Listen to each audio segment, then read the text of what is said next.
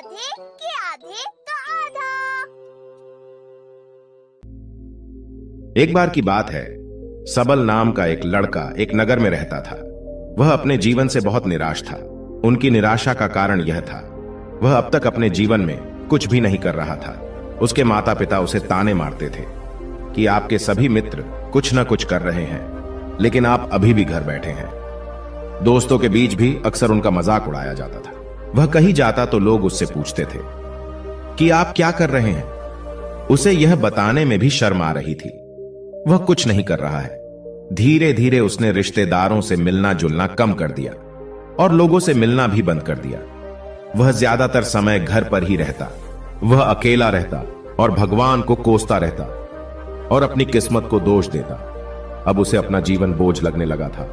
कभी कभी वह सोचता कि कब वह कुछ करने के योग्य बनेगा, और फिर वह सोचता कि जिंदा रहने से अच्छा मर जाना ठीक है।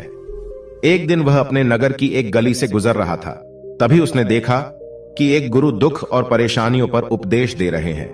वह भी उसी भीड़ में सबसे पीछे बैठ गया और गुरु के प्रवचन सुनने लगा। गुरु कह रहे थे कि दुख एक शिक्षक की तरह है जो हमें जीवन की सच्चाई दिखाता है और हमें जीने का सही तरीका सिखाता है। आप चाहे तो जिंदगी जीना भी सीख सकते हैं। आप चाहो तो कुछ भी हासिल कर सकते हो, और अगर चाहो तो एक कोने में बैठकर रो सकते हो। इन सभी बातों को सबल ध्यान से सुन रहा था, लेकिन उपदेश की यह बातें पसंद नहीं आई। उसने खड़े होकर कहा कि कुछ भी सिखाने से दुख दूर नहीं होता, इसमें केवल दर्द होता है। दुख की पीड़ा अनंत है। ऐसा लगता है कि इसके बाद कुछ होने वाला नहीं है। इससे कुछ भी फर्क नहीं पड़ता है। इसके सामने तो मौत भी छोटी लगती है। तब गुरु ने कहा, वत्स, तुम्हारा दुख क्या है? सबल ने उनके सामने अपनी सारी व्यथा सुनाई और गुरु से पूछा कि मेरे इन दुखों का कोई उपाय है तुम्हारे पास? यह सुनकर गुरु मुस्कुराए और बोले, तुम उस दिन मेरे पास आना जब आपके जीवन में वास्तविक दुख आए। मैं आपकी समस्या का समाधान अवश्य करूंगा। यह कहकर गुरु वहां से चले गए।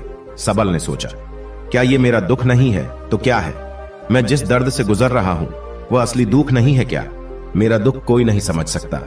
जब मां बाप नहीं समझते तो भला गुरु क्या समझेंगे? उस दुखों से व्यथित होकर सबल ने एक फैसला लिया कि अब वह कुछ करेगा। सबल ने एक छोटा व्यवसाय शुरू किया, पर उसे सफलता नहीं मिल रही थी। लेकिन उसके घर वाले खुश थे। वह कुछ कोशिश कर रहा है।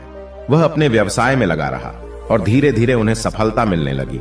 फिर उसने रफ्तार पकड़ी और केवल 3 साल के अंदर ही वह एक बड़ा बिजनेसमैन बन गया। अब सबल के आसपास ऐसे कई लोग थे जो उसकी परवाह करते थे, जो उससे प्यार करते थे। अब उनके परिवार के सदस्य भी उसकी तारीफ करते करते थकते नहीं थे। दिन ब दिन उसके मित्रों की संख्या बढ़ती जा रही थी। अब वह अपनी जिंदगी से बहुत खुश था। उनके कुछ दोस्तों ने उन्हें सलाह दी कि जब तुम एक बड़ा बिजनेसमैन बनकर बहुत खुश हो